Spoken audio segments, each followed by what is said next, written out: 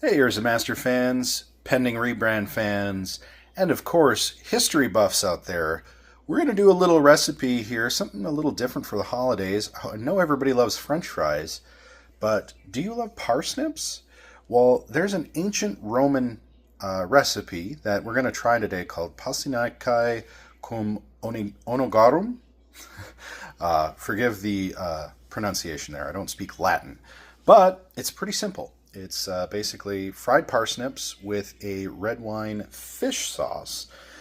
So you start by peeling your parsnips, cutting them up into fry-sized chunks, putting them into some cold water.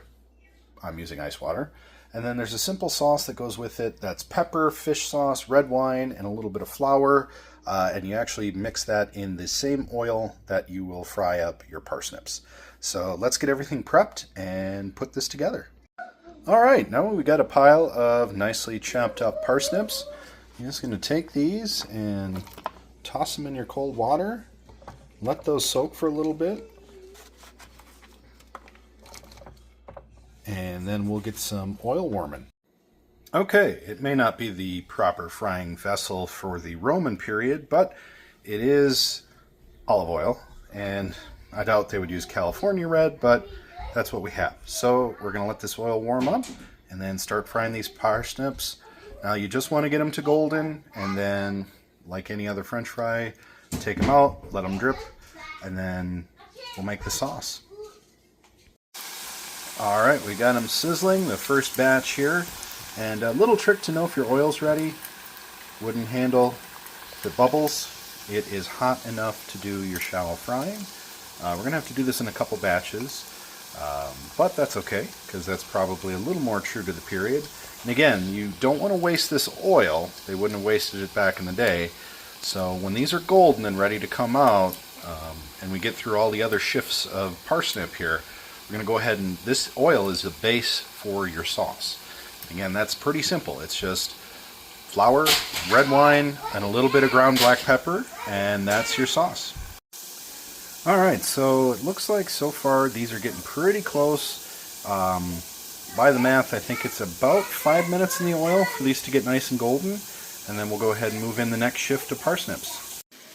So we've got a nice golden color on this first batch here.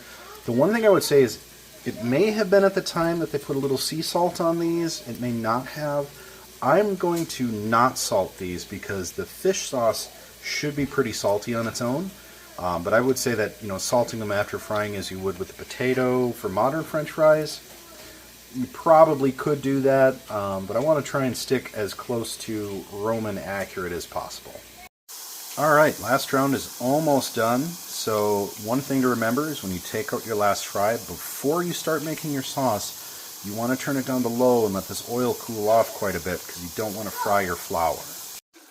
Alright, so here's a little pro tip. If your sauce looks like this, you added too much flour.